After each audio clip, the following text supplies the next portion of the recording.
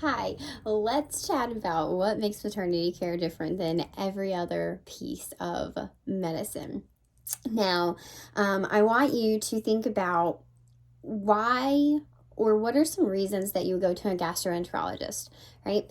Something's wrong with your stomach, you're having pain, things are not normal, right, with your stomach. Why would you go to a cardiologist? Something is not right with your heart, right? Why would you go to a nephrologist? Because things are not right with your kidneys, right?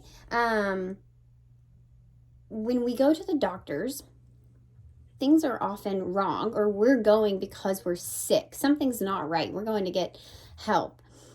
But that's not the case in maternity care. Of course, you should reserve a right for the high risk people who those pregnancies are not your standard typical pregnancies. They typically do require higher skill and higher level care.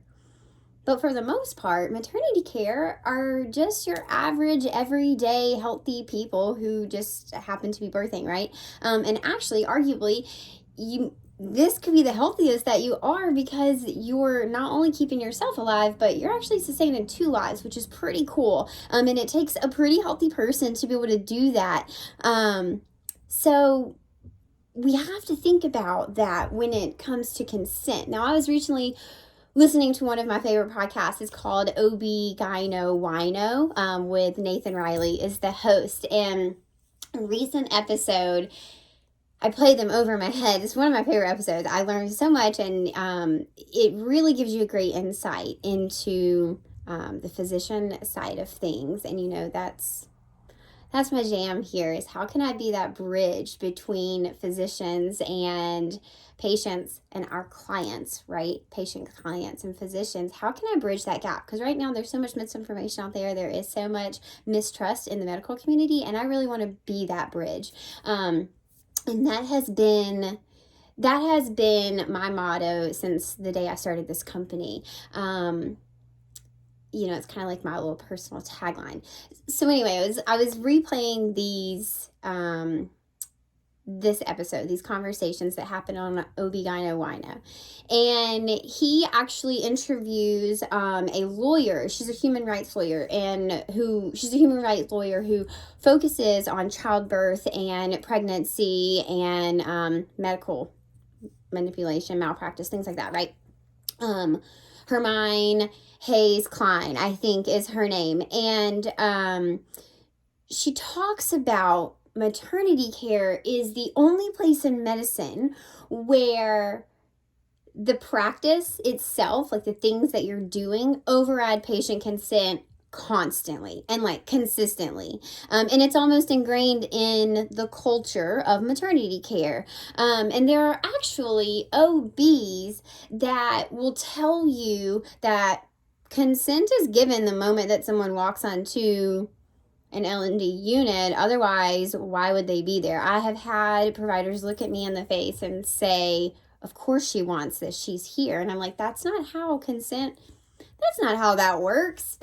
We don't blanket consent things. What are we doing here? Okay, we need to reel this in and have a conversation. Consent is, having an explicit conversation, explaining the what is happening, why you are doing it, the evidence to back that up, the science that says this is a good suggestion, this is a safe suggestion, this is your best suggestion, right? And then you want to know about the risk and the benefits and the alternatives that you have to that if you were to choose not to do this choice or this suggestion. And then the major part of this is that your provider is supposed to be non-biased. They are supposed to be able to give you this whole array, this table, this toolbox of options, and for you to be able to choose freely without coercion or manipulation or being belittled or being scared into an option of having any outside sway. That is your provider's job. That is what their boss says they're supposed to do, right? Hospitals are their bosses. ACOG, the American College of Obstetrics and Gynecology, is your doctor's boss. And then also we have that piece where their insurance, kind of dictates what they do. That's your doctor answers to a lot of people, but ACOG specifically is like their governing body, and or the American College of Nurse and Midwives, ACNM, who governs your midwives. We just see this issue arise a lot more often with obstetricians than we do midwives. So that's why I'm specifically talking about ACOG. But ACOG even says that it should be free of any sort of outside sway. Like, you should be able to say yes, and you should be able to say no. So saying yes would be informed consent, and saying no would be informed refusal. And you're allowed to do both of those. That is literally... That's the rule. And so when we think about consent partnered with the fact that you're not sick, you're not here to get help because something is wrong, you're just here for some extra highly skilled hands to help you have your baby. But this is still your deal. You are still the captain. You are driving this ship. Everybody else, I mean, your doctor is your first mate, right?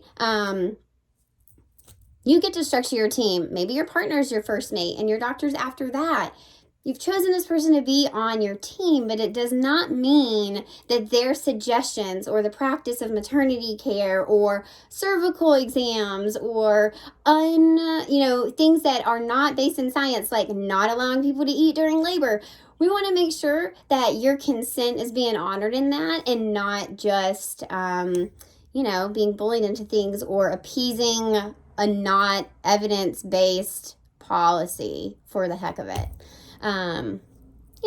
That's what we want to consider. So you should really listen to OB-GYNO with Nathan Riley. It's a really great podcast. I have no idea what number the one was with the lawyer, but good episodes on there. I just wanted to pop on and have that conversation that, you're not sick.